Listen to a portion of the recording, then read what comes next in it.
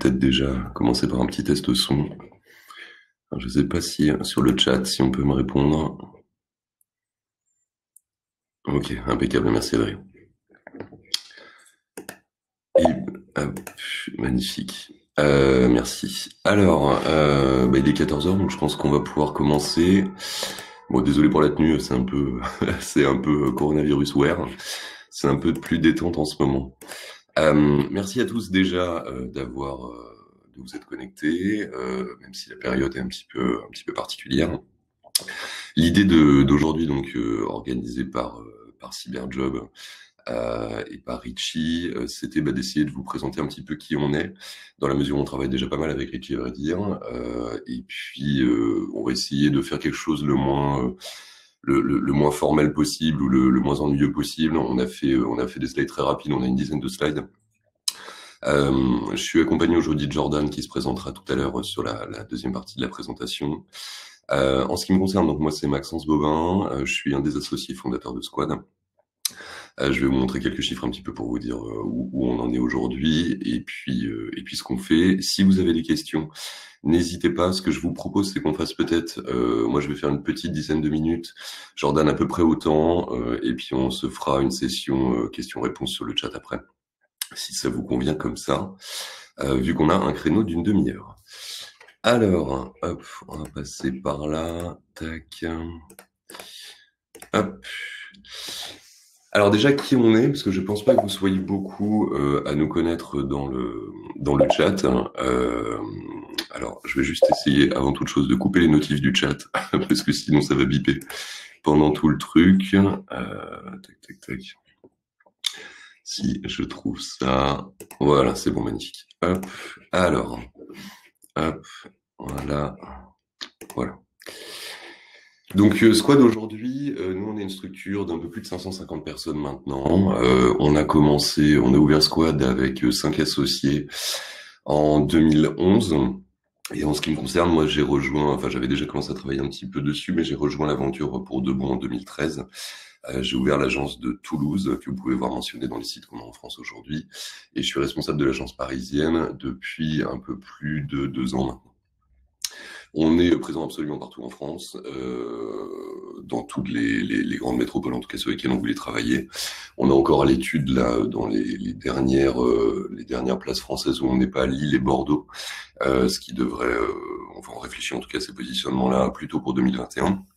Et on a ouvert depuis peu en Australie, j'y reviendrai un petit peu plus tard dans la présentation. Mais voilà, déjà pour vous donner un peu la photo, on ne fait que de la croissance organique depuis le début, on n'a pas racheté de structure et on n'a pas vocation à le faire. En tout cas, c'est pas encore dans les plans. Donc, le modèle que je vais vous présenter là et ce qu'on fait est à mon sens une bonne illustration. En tout cas, ce qui nous a amené à cette réussite aujourd'hui. Et puis l'idée, avec des présentations comme celle de ce jour, c'est de continuer et puis de voir si on peut également répondre à vos attentes. Je fais une petite parenthèse en intro aussi. C'est des choses que vous avez dû voir, je pense, ou que vous verrez sur d'autres présentations de structure, mais qui ont leur importance. On est ISO 27001 au niveau de toute l'entreprise. Je pense que ça parlera à ceux qui font un petit peu de gouvernance sécurité. On est prestataire d'audit de sécurité et système d'information, donc il y a la qualification PASI depuis cette année, depuis le mois de février, qui est une qualification délivrée par l'ANSSI pour les entreprises qui sont en capacité d'intervenir pour des OIV, pour des organismes d'intérêt vitaux, ce qui est plutôt un sujet en ce moment. Tous nos personnels sensibilisés à la sécurité, tout ça je vous le passe, et mes associés, en tout cas 2 des plus âgés, je pense que ça leur ferait extrêmement plaisir de dire ça, on va entendre ça, on va espérer qu'ils soient pas connectés sur le chat, ont pas loin de 20 ans d'expérience en sécurité, bien avant que ça s'appelle la cybersécurité, ce qui explique en grande partie aujourd'hui les métiers que nous adressons. Je vous la mets en très rapide aussi. Bon, il n'y a rien de... Enfin, c'est des choses que vous verrez. En gros, pour faire simple, on bosse avec les acteurs du CAC 40 et on fait à peu près 30% de notre chiffre d'affaires avec le monde de la défense, 20% avec le monde bancaire, 20% avec le monde de télécom et le reste, c'est un petit peu plus disséminé. On a, comme je vous le disais tout rapidement en intro, on a une présence en Australie qui est directement corrélée à un de nos clients de la défense et qui nous a amené à aller serrer la main d'Emmanuel Macron et de Monsieur Le Drian. parce que on bosse entre autres choses sur des infrastructures, sur des bases militaires et dans des bâtiments de guerre divers et variés, et qu'on a été amené à transposer ce modèle-là sur un contrat entre le gouvernement français et le gouvernement australien. Donc c'est comme ça qu'on s'est retrouvé installé à Adélaïde. Alors, pour discuter de nos expertises métiers et pour vous présenter ça un petit peu plus dans le détail, je vais laisser Jordan prendre la suite. Mais alors, attends, je sais pas comment je peux t'inviter sur scène. Ah, magnifique, à moins que tu puisses t'auto-inviter. Jordan, tu me diras dans le chat. Ouais. Voilà. Ouais, Allez, je coupe mon micro, je te passe les slides au fur et à mesure. Je fais ta secrétaire. Alors, c'est parfait. Alors, bonjour à tous. Donc, je m'appelle Jordan Assouline. Je suis chez Squad depuis maintenant presque 2 ans, donc à Paris, dans l'agence. Et en fait, je suis donc le technical evangelist sur les parties DevOps et DevSecOps. Regroupement finalement de nos 2 expertises principales chez Squad, à savoir les aspects plutôt DevOps et les aspects cybersécurité, sont nos 2 cœurs de métier. Alors dans le DevOps, on inclut également tous les aspects plutôt infrastructure, développement un peu plus formel, mais voilà, tout ce qui est intégration continue, tout ce qui est testing, tout ce qui, on va dire, va pouvoir intervenir sur l'ensemble du spectre des métiers liés à la pratique DevOps. Alors, pour vous en dire un petit peu plus sur moi, donc j'ai un profil à la base plutôt réseau, c'est vrai, mais finalement, je me suis formé tout seul et via diverses manières sur les aspects plutôt organisation, gestion, méthodologie, sur tout ce qui est DevOps et Agile, parce qu'en vérité, le DevOps, l'Agile et l'ITIL, ça fonctionne très bien ensemble si jamais on arrive à les mettre, à les faire fonctionner de la bonne manière, disons. Et je suis aussi formateur sur Udemy. Peut-être que vous connaissez la plateforme. C'est une plateforme de e-learning. Et donc, j'ai commencé l'aventure Udemy lorsqu'ils ont débarqué sur le marché francophone avec eux. Donc, aujourd'hui, je fais partie du top 10 formateurs, surtout sur les aspects plutôt Linux, sécurité et DevOps plutôt avec Docker.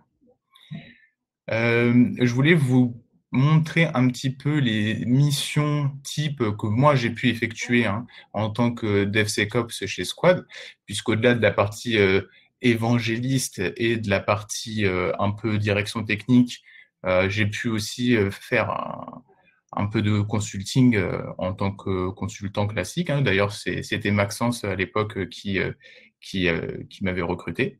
Donc, la boucle est bouclée.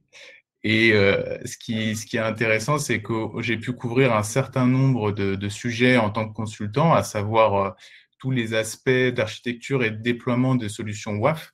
Alors, le WAF, pour ceux qui ne connaissent pas, c'est toute la partie Web Application Firewall. Donc, en quelque sorte, c'est un firewall, mais un peu plus intelligent, qui est capable notamment d'agir sur les couches, on va dire 5, 6, 7 du modèle OSI.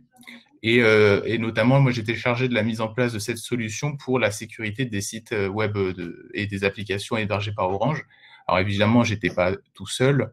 On interagissait avec plusieurs services, mais en tout cas, cette mission était très intéressante puisque, comme vous pouvez l'imaginer, ça peut, disons, couvrir un spectre plutôt large, c'est-à-dire à la fois de la sécu avec donc le WAF, mais aussi bien de l'architecture parce qu'il faut prévoir comment implémenter la solution, et aussi du système et du réseau, puisque finalement, la manière dont nos clients vont pouvoir accéder au contenu web ou au contenu applicatif a besoin d'être maîtrisée pour pouvoir avoir une sécurité qui soit la plus efficace possible.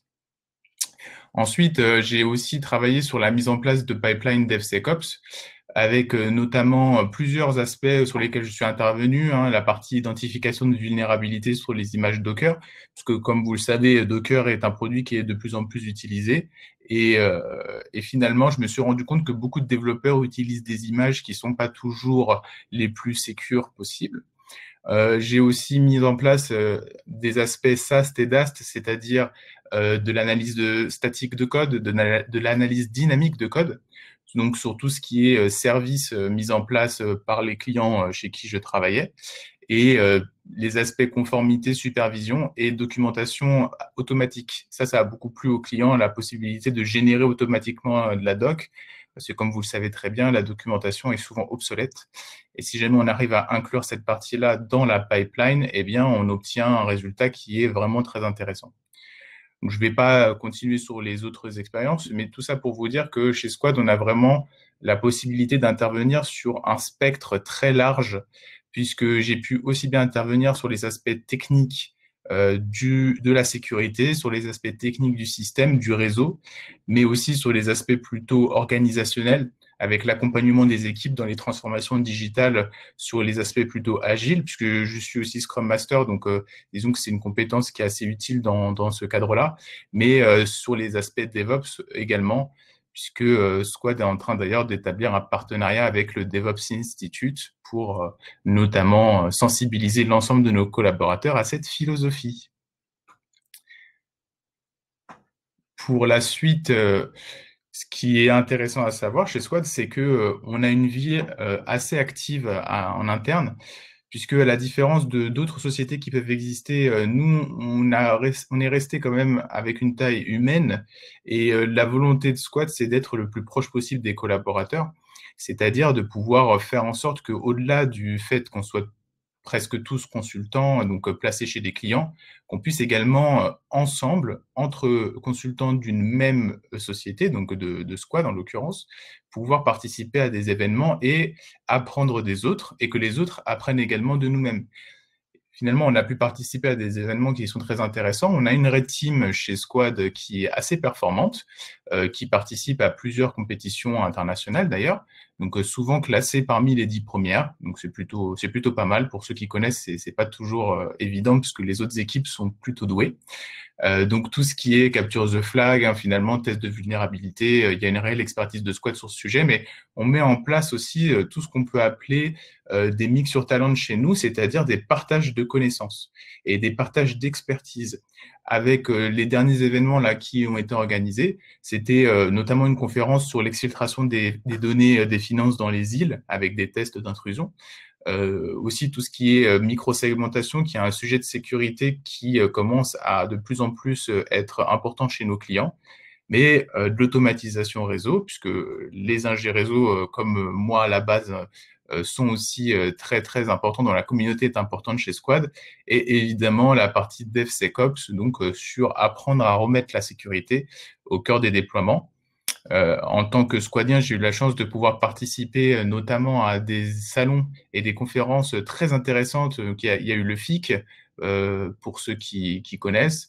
Il y a eu le DevOps Rex, auquel j'ai pu participer, le Web Summit, la DevCon, le Hack. Tous ces événements, en tout cas, sont importants parce que la veille technologique permet d'éviter de se retrouver obsolète trop rapidement. Et l'avantage, c'est que de participer à ces événements permet de rester vraiment dans le concret de ce qui se fait aujourd'hui et des technologies qui sont les plus porteuses, les techniques, les méthodologies, les philosophies qui sont en ce moment les plus utilisées chez nos partenaires, chez nos clients, mais chez nos collaborateurs aussi. Alors ça, c'était la partie un peu sérieuse, mais il y a aussi toute une partie plutôt fun, finalement avec beaucoup de soirées, des soirées apéros. Là, on fait même des apéros en remote, pour tout vous dire. Tout ce qui est un petit peu jeu, donc il y a des collaborateurs qui sont particulièrement intéressés par le sujet, qui se regroupent, qui font des espèces de hackathons, qui font des soirées jeux, qui font des soirées baby-foot. Il y avait un peu, si tu veux, Jordan, là-dessus. En fait, bon, alors déjà pour la petite histoire, j'ai tué une slide que j'aurais pu ne pas enlever, qui était les grandes expertises de Squad avant que tu passes sur la partie DevSecOps et intégration de la cyber et de l'automatisation dans les projets. Effectivement, enfin comme vous l'aurez compris, mais je me permets de repréciser ça, on intervient majoritairement sur des domaines cloud, infrastructure et cybersécurité. Aujourd'hui, nos expertises sont ventilées autour de ça. Et une des interventions de Jordan en tant que tech évangéliste au sein de Squad, c'est de faire déjà converger tous ces métiers-là, qui est une tendance qu'on voit de plus en plus sur notre métier, sur notre marché, pardon, et de former et d'inculquer ça à tous nos consultants afin qu'ils soient en capacité de le déployer chez leurs clients. Voilà. Déjà, je faisais une petite parenthèse là-dessus, mais j'ai fait sauter une slide de trop dans ma présentation ce matin.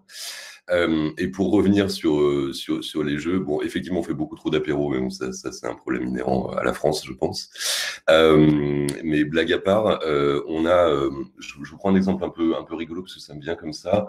On a donc pas mal de consultants en cybersécurité qui travaillent sur des sujets plus ou moins techniques, mais on a beaucoup de clients qui sont en demande de nouvelles manières d'approcher la sensibilisation sécurité dans les entreprises, que ce soit un peu moins un truc vertical où le service cyber, enfin le service SSI, on va dire, d'un grand groupe envoie un mail à tous ses collaborateurs, fait des campagnes de phishing pour tester, etc., etc. Mais tout ça, c'est déjà connu, maîtrisé, un peu vu et revu.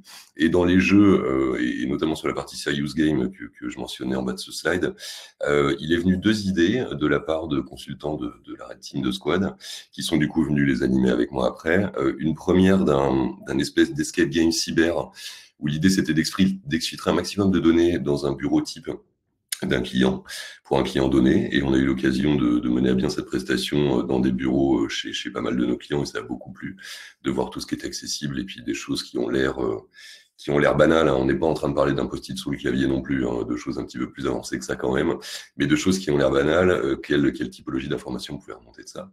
Et un deuxième jeu comme ça qui est né de réflexion, de soirée consultant. On a monté tout un loup-garou, et Adrien pourra en parler parce qu'il l'a pas mal animé aussi.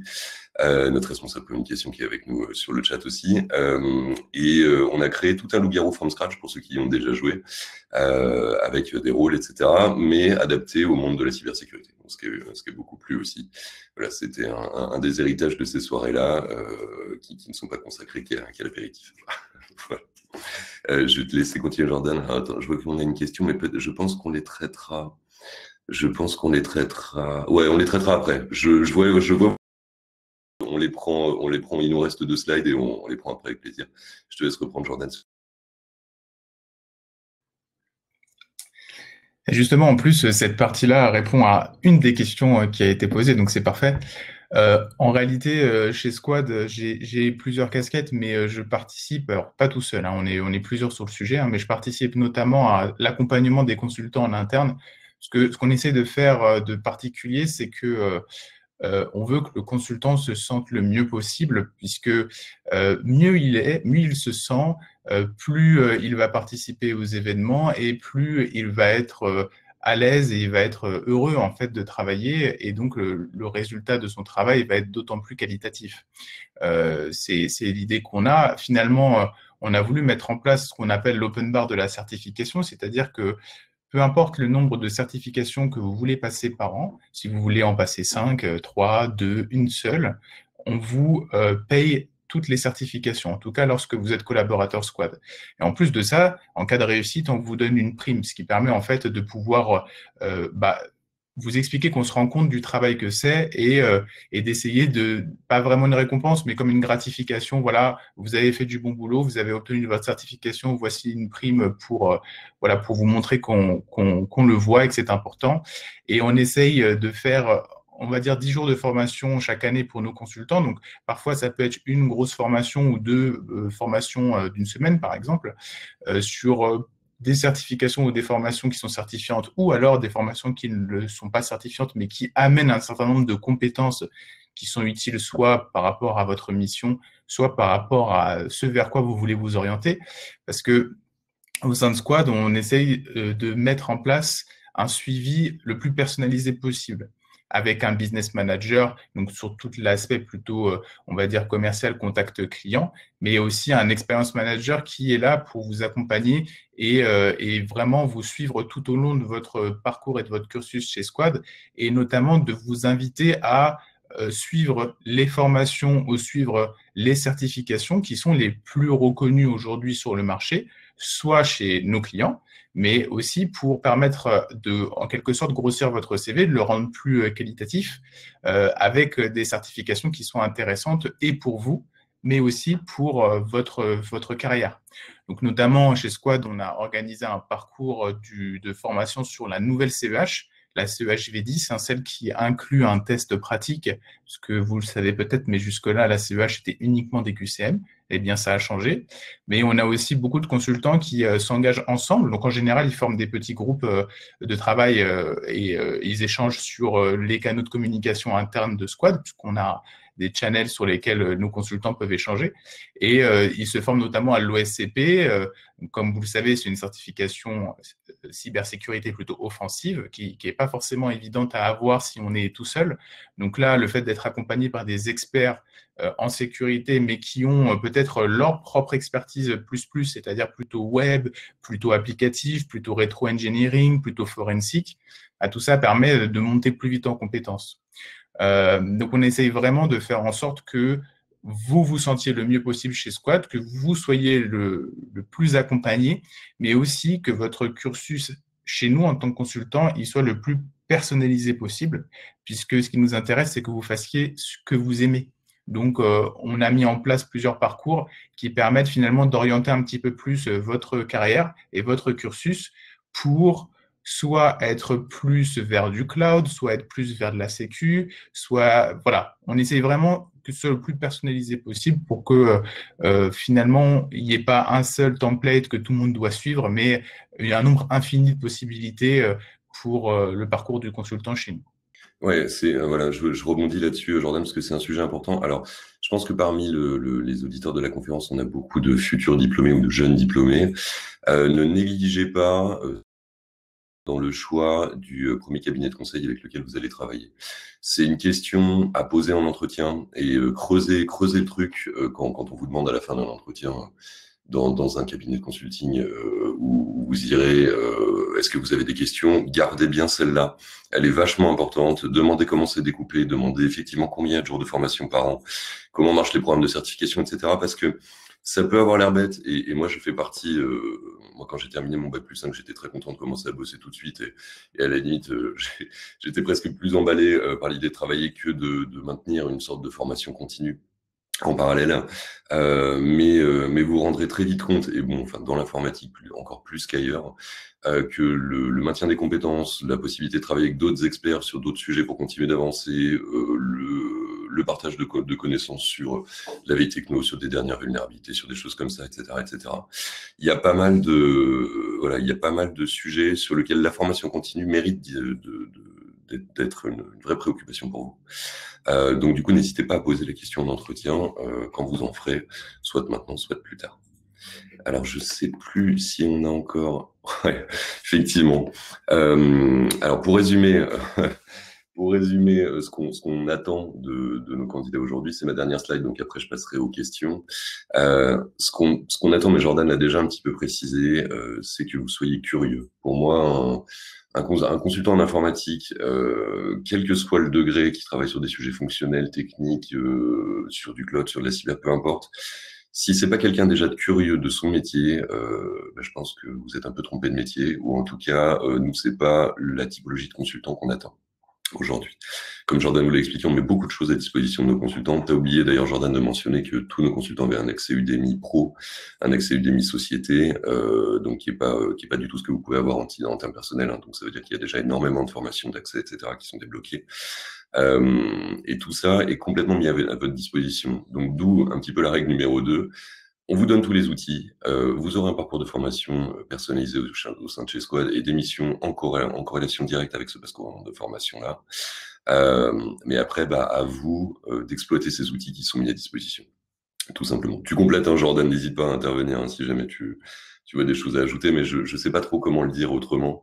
Donc pour nous, les deux sujets essentiels, c'est vraiment votre curiosité et votre volonté d'utiliser tout ce qui va vous être mis à disposition pour continuer d'avancer d'une part individuellement et puis d'autre part collectivement en faisant avancer Squad. Je sais pas, Jordan, je vois que tu as ouvert le micro si tu as... Non, franchement, en fait, c'est très bien. J'ai pas grand-chose à rajouter. Je vais peut-être juste approfondir ce que tu disais et ça va répondre à certaines des questions que j'ai pu voir là dans le chat. En réalité, c'est vrai qu'on est en recherche de profils plutôt techniques, ceci étant pour parler de moi, puisque c'est un sujet que je maîtrise un petit peu pour le coup. Je ne suis pas issu à la base des filières de l'informatique, c'est-à-dire que mon cursus était plutôt dans les filières de santé initialement, donc ça a un peu rien à voir, enfin encore que.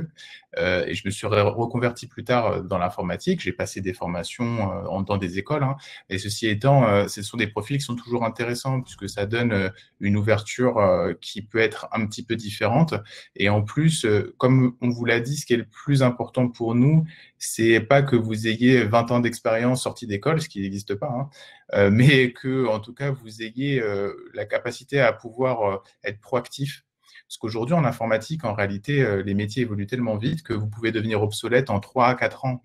Donc, c'est extrêmement rapide. Si jamais vous ne vous formez pas, si jamais vous ne suivez pas, eh bien, malheureusement, si vous risquez d'être un petit peu coincé, un espèce de plafond de verre que vous n'arriverez jamais à dépasser. Donc, vraiment, le mindset est beaucoup plus important que la compétence technique pure. Mais les deux sont importants. Mais je pense que Voilà, les vous deux avez compris. disons qu'on saura vous épauler sur la compétence technique, là où le mindset est effectivement propre à chacun. Il nous reste 5 minutes, je vais essayer de passer vite sur les questions, j'en ai vu quelques-unes. Alors, Jordan a déjà répondu à certaines, notamment sur la partie formation. Je fais juste une petite précision pour Nicolas Pic, demander si effectivement on faisait des formations certifiantes, et notamment sur la partie sens. Alors, l'essence, c'est quand même un sacré morceau aussi. Oui, on les fait. Moi, il y a un truc qui me gêne un petit peu avec la politique de sens de l'organisme de formation derrière, c'est que c'est des cours qu'on peut faire passer à tous nos consultants, mais afin qu'ils soient certifiés, ils sont obligés de repasser la semaine de formation avec eux. Un bon business model américain qui fonctionne. Mais blague à part, oui, effectivement, on les fait. Et là encore, très spécialisé en fonction de la typologie de consultants qui travaillent dessus, entre ceux qui vont faire du forensic, ceux qui vont faire du reverse, sur ces thématiques-là. Voilà, c'est d'où le parcours de formation personnalisé dont parlait Jordan tout à l'heure.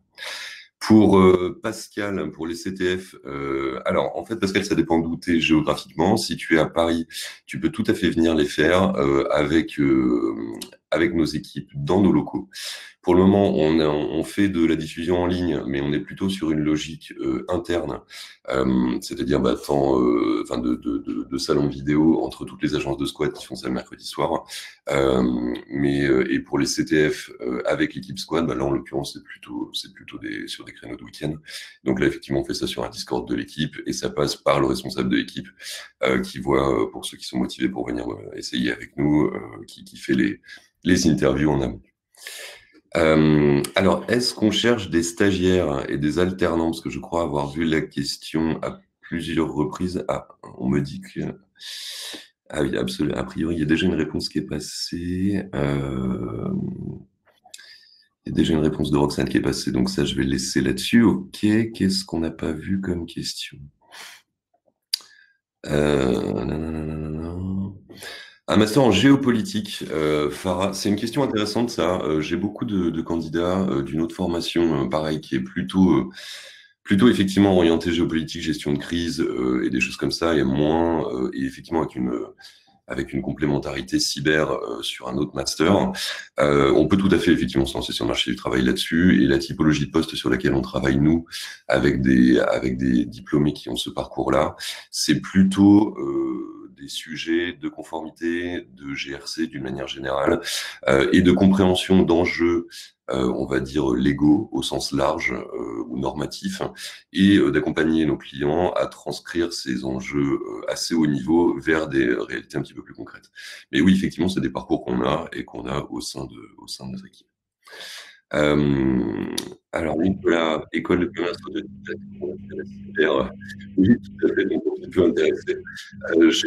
Moi, j'ai trois personnes là dans mon effectif parisien qui sont issues de filières de droit, qui n'étaient pas du tout des gens partis pour faire de la cybersécurité à la base, et qui se sont reconvertis un peu en autodidacte aussi vers des sujets de cyber, et qui travaillent avec moi aujourd'hui sur de l'accompagnement sur la loi de programmation militaire, par exemple, chez mes clients. Donc oui, c'est tout à fait possible. Alors, je vois qu'Adrien est en train de répondre à certaines questions très bien. Sur la partie alternance, je crois que Roxane et Adrien ont répondu.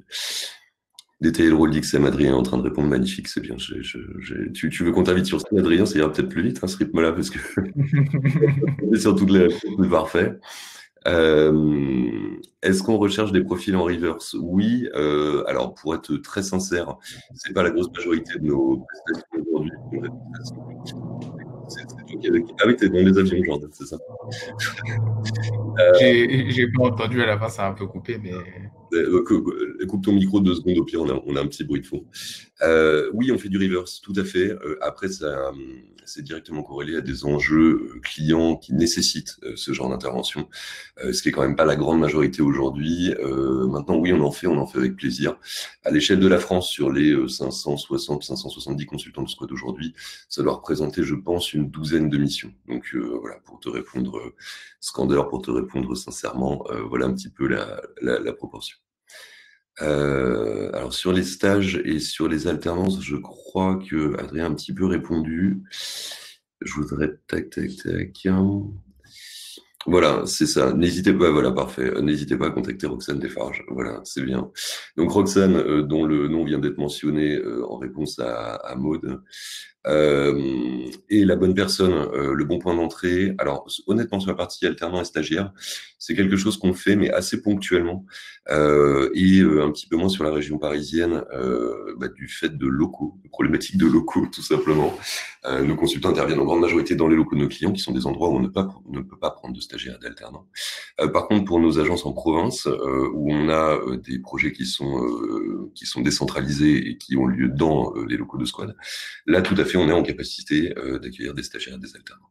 Voilà. Donc, mais l'adresse de Roxane qui a été mentionnée un petit peu plus bas est la bonne adresse pour adresser vos candidatures. Je vois qu'on arrive au bout du temps. Je sais pas, Richie, on va peut-être laisser la main parce qu'il me semble que tu avais autre chose après à 14h30. Ouais, Roxane a remis son adresse dans le chat aussi. Voilà, donc comme ça, n'hésitez pas. Et ben, merci à tous. C'était le format 30 minutes. Est-ce qu'on travaille plus en forfait ou en régie? Bon, allez, je réponds à une dernière et puis après, je laisse la main parce que je crois qu'on n'est pas les seuls cet après-midi. Aujourd'hui, on fait approximativement 60% de régie, 40% de forfait.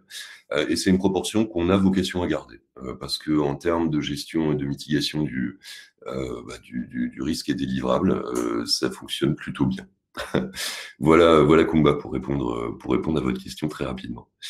Merci à tous. En tout cas, Roxane, Adrien reste à votre disposition. Vous avez l'adresse du site de Squad, tout est là. Et puis n'hésitez pas à nous envoyer des petits messages. On continuera à répondre aux questions par mail pour la suite avec plaisir ou les adresser à Richie qui nous fera suivre. Et bon après-midi à tous. Hop. Alors, comment je laisse la scène?